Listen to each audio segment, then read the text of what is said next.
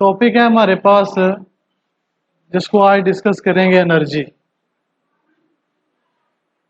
Energy है क्या? किसी भी जिस्म में, किसी भी जिस्म के अंदर उसके काम करने की सलाहियत को,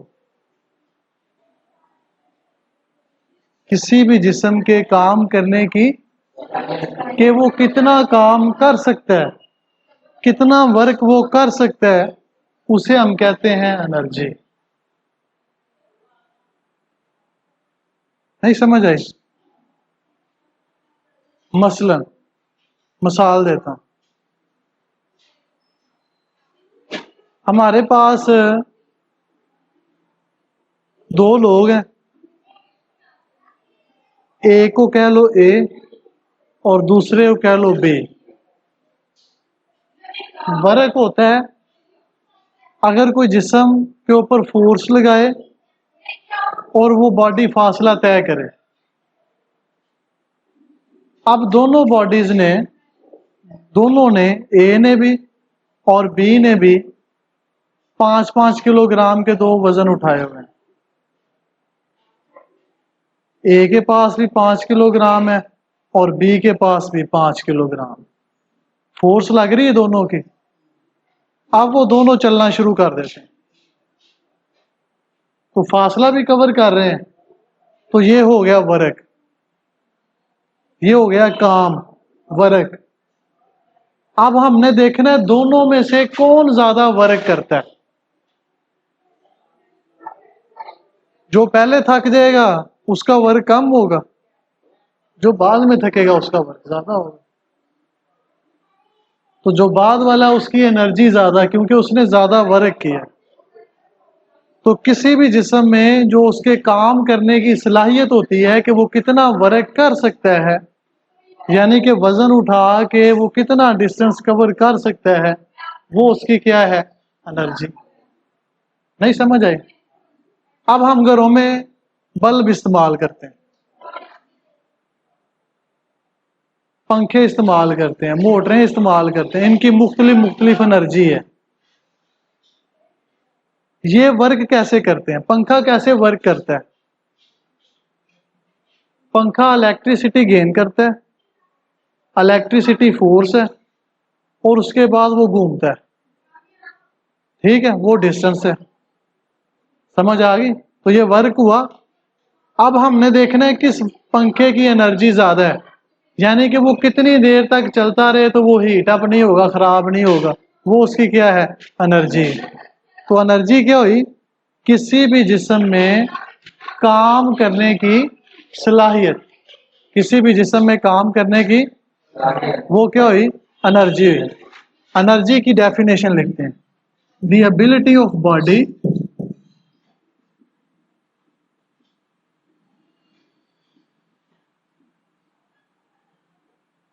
टू डू वर्क।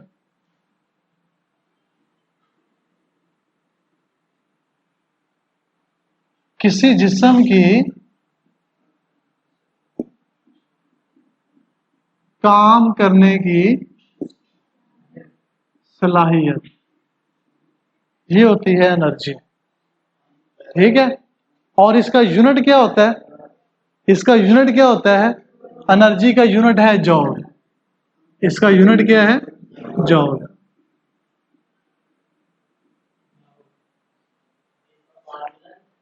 ठीक है, समझ आ गई? असल में वर्क जो होता है ना, वर्क,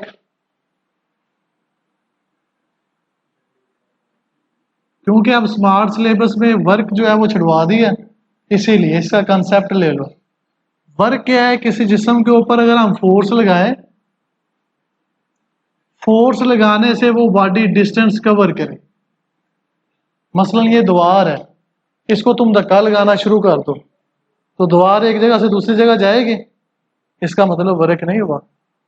वर्क तब होगा जब हम फोर्स लगाएंगे और वो चीज एक जगह से दूसरी जगह चले जाए। अब फोर्स का यूनिट क्या होता है?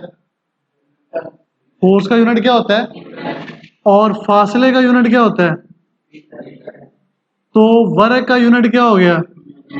इसको हम कहते हैं जॉल। ठीक है। अब जो एनर्जी है ये किसी बॉडी में उसके वर्क की एबिलिटी है। किसकी एबिलिटी है कि वो वर्क कितना करता है। तो जो वर्क है वो क्या है, जॉल। तो इसका यूनिट क्या हुआ, समझ आ गई, मुश्किल तो नहीं है। अब हमारे पास है एनर्जी की टाइप्स। एनर्जी का ये फार्मूला लिख तो दिया आपको। जो किसी जिस्म का वर्क होता है वही उसकी क्या होती है, एनर्जी। तो एनर्जी का यही फार्मूला है, एफ डी। नहीं समझ आई। कोई बॉडी जितना वर्क करेगा वो उसकी क्या होगी, एनर्जी होगी। तो वर्क किसके इक्वल हुआ, कोई बॉडी है, एक मोटर है, वो 1 मिनट में 5 लीटर पानी को ऊपर भेज दी, तो ये वो काम कर रही है, ये उसका वर्क हुआ। और यही वर्क उसकी क्या है, एनर्जी। एक मोटर है वो 10 लीटर पानी को 1 मिनट में ऊपर भेजती है, तो किसकी एनर्जी ज्यादा होगी, 10 लीटर वाली या 5 लीटर वाली की। क्योंकि वो काम ज्यादा कर रही है, वर्क ज्यादा कर रही है। ठीक है। तो जो वर्क है वही क्या है, ठीक हो गया। तो ये मैंने फार्मूला आपको बताया, वर्क क्या होता है, फोर्स और डिस्टेंस, यूनिट क्या हुआ, जॉल। इसीलिए मैंने एनर्जी का यूनिट क्या लिखा है, जॉल, क्योंकि एनर्जी क्या है, वर्क है। ठीक है। नहीं समझ आई अभी भी, ठीक हो गया। अब हमारे पास है टाइप्स ऑफ एनर्जी, एनर्जी की टाइप्स। एनर्जी की वैसे तो बहुत ज्यादा टाइप्स हैं, लेकिन जो बड़ी बड़ी टाइप्स हैं वो दो ही हैं। एक है काइनेटिक एनर्जी,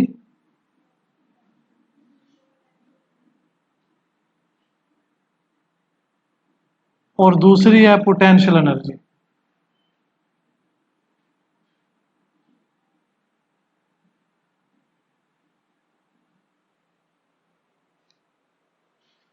ठीक है।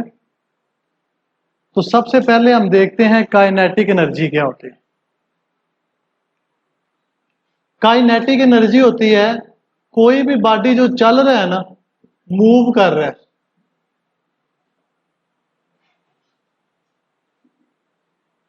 मसलन हवा चलती है तो हवा में फोर्स भी होती है और वो एक जगह से दूसरी जगह मूव भी करती है। पानी जो है वो फ्लो करता है नहरों में, दरियाओं में, समंदरों में। ठीक है। एक गाड़ी चल रही है, पंखा घूम रहा है, मोटर चल रही है। ठीक है। तो ये कोई भी चीज जो मूव करती है, जो मोशन करती है, तो किसी मोशन करते हुए जिस्म की जो एनर्जी होती है उसे हम कहते हैं काइनेटिक एनर्जी। नहीं समझ आई। हरकत करते हुए जिस्म में मौजूद एनर्जी को काइनेटिक एनर्जी कहते हैं। हरकत करते हुए जिस्म में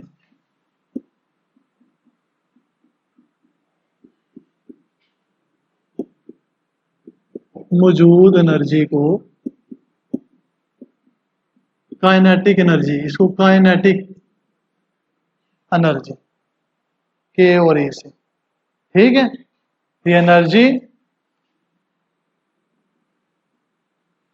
एनर्जी प्रेजेंट इन बॉडी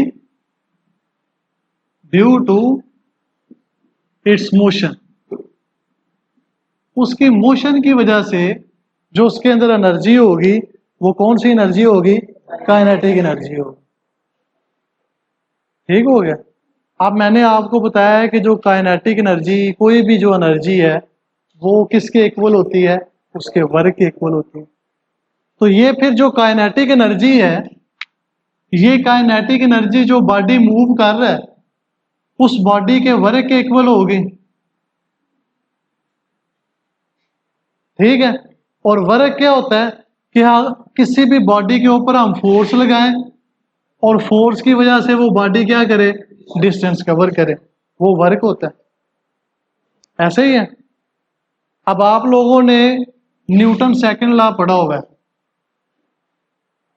तो न्यूटन सेकंड लॉ के मुताबिक अगर हम किसी जिस्म के ऊपर फोर्स लगाएं तो उसमें क्या प्रोड्यूस होता है? एक्सेलरेशन। एक्सेलरेशन प्रोड्यूस होता है या नहीं होता?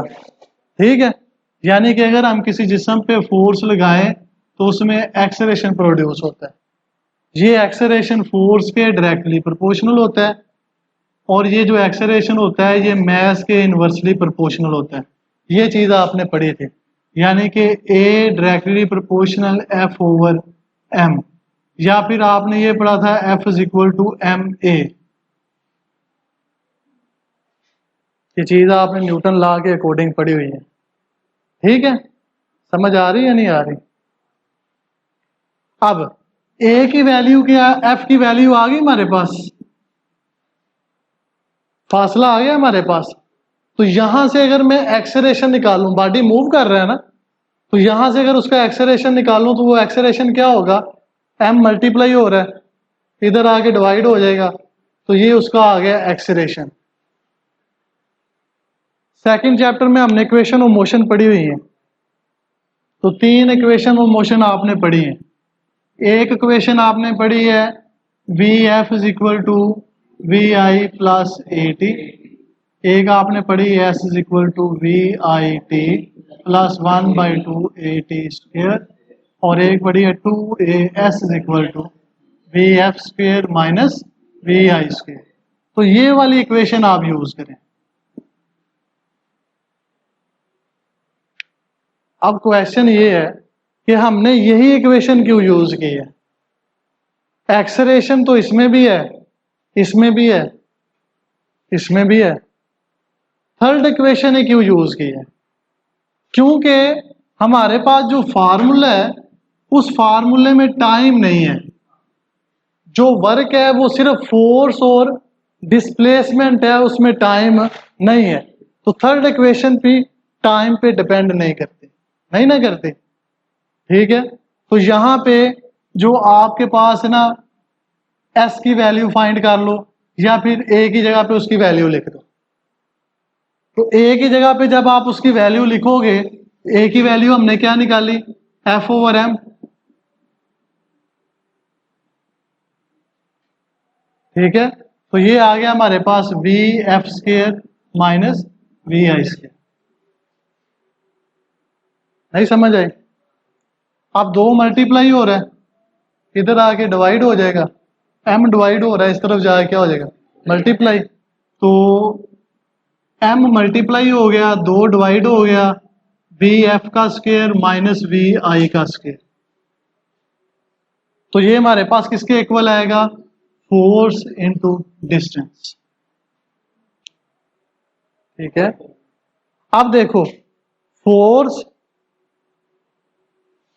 मल्टीप्लाई बाय डिस्टेंस, ये किसके इक्वल है? फोर्स मल्टीप्लाई बाय डिस्टेंस, ये किसके इक्वल आ गया? वर्क के। ठीक है, तो फिर इस वर्क की जगह पे इसकी इस वैल्यू को पुट कर, तो वैल्यू हमारे पास क्या आएगी? एम ओवर 2 वी एफ का स्क्वेयर माइनस वी आई का स्क्वेयर। ठीक है, अब जब हम m को मल्टीप्लाई करेंगे तो इस f के साथ भी और पहली वेलोसिटी के साथ भी, तो ये हमारे पास आएगा m वी एफ का स्क्वेयर और 1/2। ठीक है, माइनस 1/2 m वी आई का स्क्वेयर, तो ये आ गई काइनेटिक एनर्जी। सिंपली सादा लफ्जों में हम ये कह सकते हैं कि अगर एक बॉडी जा रहा है, मसलन आप मोटरसाइकिल पे जा रहे हैं, तो मोटरसाइकिल के ऊपर मीटर लगा हुआ है, वहां से आप मोटरसाइकिल की स्पीड नोट करते हो, 30 किलोमीटर की स्पीड से या 20 किलोमीटर या 40 किलोमीटर की स्पीड से हम जा रहे हैं। मोटरसाइकिल के मैस का हमें पता है, तो हम यहाँ पे उसकी वैल्यू पुट कर दें तो जो उसकी काइनेटिक एनर्जी आएगी वो 1/2 m इंटू वी स्क्वायर। ये जो v होगा ये हम मीटर से फाइंड कर लेंगे, m मोटरसाइकिल का मैस होगा, उसको 2 पे डिवाइड करो, उसकी काइनेटिक एनर्जी आ जाएगी कि मोटरसाइकिल इस एनर्जी के साथ जो है ना वो मूव कर रही है। समझ आ गई? मुश्किल तो नहीं है, ये काइनेटिक एनर्जी का प्रूफ है जो हमने करना है। तो एनर्जी क्या हुई? किसी भी बॉडी में उसके काम करने की सलाहियत को हम क्या कहते हैं? एनर्जी कहते हैं। तो एनर्जी का यूनिट क्या होगा? जॉल। कितनी टाइप्स हैं? दो टाइप, काइनेटिक और पोटेंशियल। आज हमने सिर्फ काइनेटिक एनर्जी डिस्कस की। काइनेटिक एनर्जी क्या है? कोई भी चीज हरकत कर रही है, उसकी मोशन की वजह से जो एनर्जी मौजूद होती है वो कौन सी एनर्जी होती है? Kinetic energy. तो काइनेटिक एनर्जी डेफिनेशन के मुताबिक वर्क के इक्वल है। और वर्क क्या होता है? फोर्स और डिस्प्लेसमेंट का मल्टीप्लाई। अब इस चीज को हमने इक्वेशन ऑफ मोशन, क्योंकि मोशन की इक्वेशन है ना, कोई चीज मूव कर रही है, मोशन में है, ठीक है, तो इसीलिए हमने इक्वेशन ऑफ मोशन इस्तेमाल की। तो थर्ड इक्वेशन ऑफ मोशन में न्यूटन सेकंड लॉ से ए की वैल्यू दर्ज करेंगे तो हमारे पास वर्क की वैल्यू आ जाएगी। जो वर्क की वैल्यू कैलकुलेट करेंगे उसको यहाँ पे लिख दो, तो काइनेटिक एनर्जी की वैल्यू